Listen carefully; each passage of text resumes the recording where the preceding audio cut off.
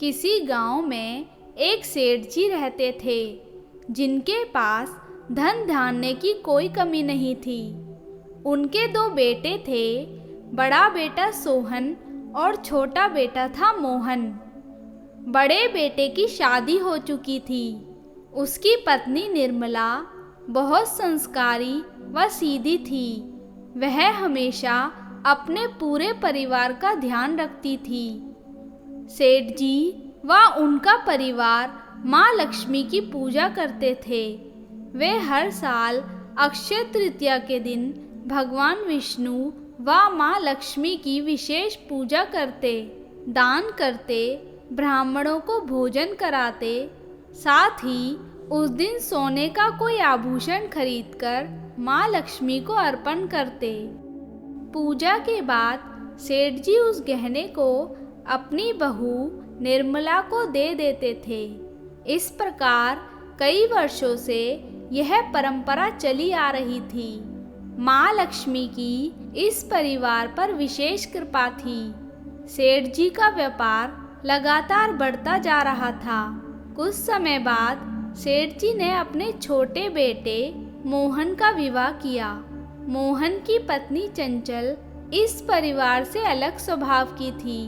वह बात बात में गुस्सा हो जाती, लड़ाई झगड़ा करती और घर में कोई ना कोई कमी निकालकर अपनी जेठानी से लड़ाई करती रहती थी। इस तरह घर में कलेश रहने लगा।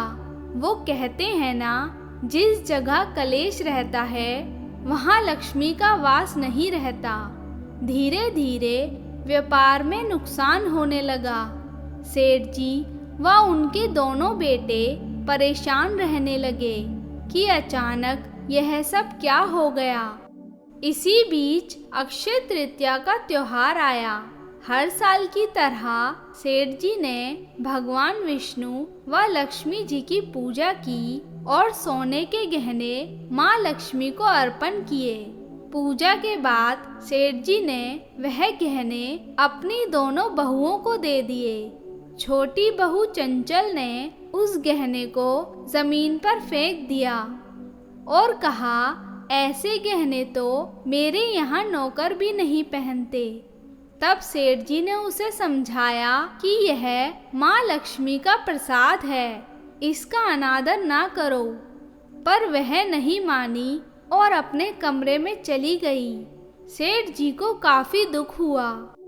उसी रात सेठ जी की बड़ी बहू निर्मला को सपने में माँ लक्ष्मी ने दर्शन दिए और कहा, तुम्हारे घर में अक्षय तृतीया के दिन मेरा अपमान हुआ है, इसलिए मैं अब यहाँ वास नहीं कर सकती। इस पर निर्मला ने रोते हुए माँ लक्ष्मी से क्षमा मांगी। पर माँ ने कहा, जब तक तुम्हारे घर में कलेश होंगे, धन का अपमान होगा, मेरा वास नहीं हो सकता।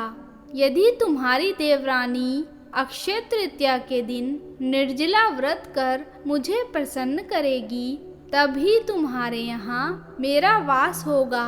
ऐसा कहकर माँ लक्ष्मी अंतर्ध्यान हो गई। निर्मला ने सुबह सबको यह खबर सुनाई। उसने चंचल से माँ लक्ष्मी से क्षमा मांगने के लिए कहा, पर वह नहीं मानी। घर में सब दुखी थे, क्योंकि अक्षय तृतीया में तो अभी 1 वर्ष बाकी था। लक्ष्मी जी के जाने से वे गरीब होने लगे। व्यापार ठप्प हो गया, मकान बिक गया। सभी गांव के बाहर एक झोंपड़ी में रहने लगे। और एक दिन ऐसा भी आया कि घर में खाने के लिए कुछ नहीं बचा। तब चंचल ने घमंड में कहा, मैं अपने मायके जा रही हूँ। जब तुम्हारे पास सब ठीक हो जाए तो मुझे बुला लेना। यह कहकर वह अपने मायके पहुँच गई। पर वहाँ उसके पिता को सब बातों का पता चल गया था। उन्होंने उसे अपने घर से निकाल दिया और कहा, तूने माँ लक्ष्मी का अपमान करके अपने ससुराल वालों को गरीब कर दिया। यहाँ तेरे पैर पड़ेंगे तो माँ लक्ष्मी हमसे भी रुष्ट हो जाएंगी। चंचल रोती हुई अपने ससुराल वापस आ गई। उसने सबसे माफ़ी मांगी और उस दिन से वह साल में पड़ने वाली हर तृतीया को निर्जला व्रत करने लगी। इसी तरह एक साल बीत गया और अक्षय तृतीया का दिन आया। दोनों बहुओं ने निर्जला व्रत रखा। घर में कुछ ना होने के कारण माँ को कुशा के आभूषण अर्पित किए और बाद में उन्हें प्रसाद की तरह ग्रहण किया। उनके इस प्रयास से माँ लक्ष्मी प्रसन्न हो गईं और पहले की तरह उनका घर धन धान्य से भर गया। हे माँ लक्ष्मी, सदा अपने भक्तों पर इसी प्रकार कृपा बनाए रखना।